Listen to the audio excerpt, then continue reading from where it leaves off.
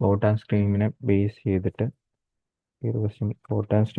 ചെയ്തിട്ട് നമ്മുടെ CGL 2023 ചോദിച്ചൊരു ക്വസ്റ്റ്യൻ ആണ്. ഇതിൽ ബോട്ടിൻ്റെ the speed of down stream is 125% of boat in still water എന്നാണ് പറഞ്ഞിരിക്കുന്നത്. അതായത് ഡൗൺ സ്ട്രീമിലുള്ള ബോട്ടിൻ്റെ സ്പീഡ് സ്റ്റിൽ വാട്ടറിലുള്ള ബോട്ടിൻ്റെ സ്പീഡിൻ്റെ 125%. 125%ത്തിന് കറസ്പോണ്ടിങ് ആയിട്ടുള്ള ഫ്രാക്ഷൻ നമ്മൾ എടുത്തു കഴിഞ്ഞാൽ 5/4 വരുമെന്ന് നമുക്കറിയാം. 5/4 വരും. അതിനർത്ഥം ബോട്ടിൻ്റെ സ്പീഡ് 4 ആണെങ്കിൽ ഡൗൺ സ്ട്രീം സ്പീഡ് എന്ത് കിട്ടും? 5 എന്ന് പറഞ്ഞു കിട്ടും. അപ്പോൾ ഇതിൽ നിന്ന് തന്നെ നമുക്ക് പറയാം, നമുക്ക് ഈ ഡൗൺ സ്ട്രീം സ്പീഡ് എന്ന് പറയുമ്പോൾ ബോട്ടിൻ്റെയും സ്ട്രീമിൻ്റെ സ്പീഡ് കൂടി കൂട്ടുന്നതല്ലേ. അപ്പോൾ റേഷ്യോയിൽ 5ഉം 4ഉം ഡൗൺ സ്ട്രീം സ്പീഡും ബോട്ടിൻ്റെ സ്റ്റിൽ വാട്ടറിലുള്ള സ്പീഡും ആണെങ്കിൽ സ്ട്രീമിൻ്റെ സ്പീഡ് നമുക്ക് എന്തെന്ന് പറഞ്ഞു എഴുതാം? 1 യൂണിറ്റ് എന്ന് പറയാം. കാരണം ഇതിൻ്റെ കൂടെ സ്ട്രീമിൻ്റെ സ്പീഡും കൂടി കൂട്ടുമ്പോഴായിരിക്കും എന്ത് കിട്ടുന്നത്? നമുക്ക് എന്ത് കിട്ടാൻ പോകുന്നത്?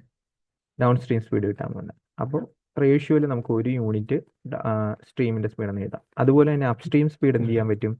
4 - 1 3 യൂണിറ്റ് എന്ന് പറഞ്ഞ് നമുക്ക് എടുക്കാം. അപ്പോൾ ഇതാണ് ആദ്യം വരുന്ന കേസ്. ഇനി if boat takes 30 minute to cover 20 kilometre. ഒരു ബോട്ട് 20 കിലോമീറ്റർ സ്റ്റിൽ വാട്ടറിൽ. അപ്പോൾ ബോട്ടിൻ്റെ സ്പീഡ് നമുക്ക് എത്ര കിട്ടും? 20 കിലോമീറ്റർ ഡിവൈഡഡ് ബൈ അരമണിക്കൂർ. എത്ര പറഞ്ഞു കിട്ടും? 40 എന്ന് പറഞ്ഞു കിട്ടും. 40 km/h എന്ന് പറഞ്ഞു കിട്ടും.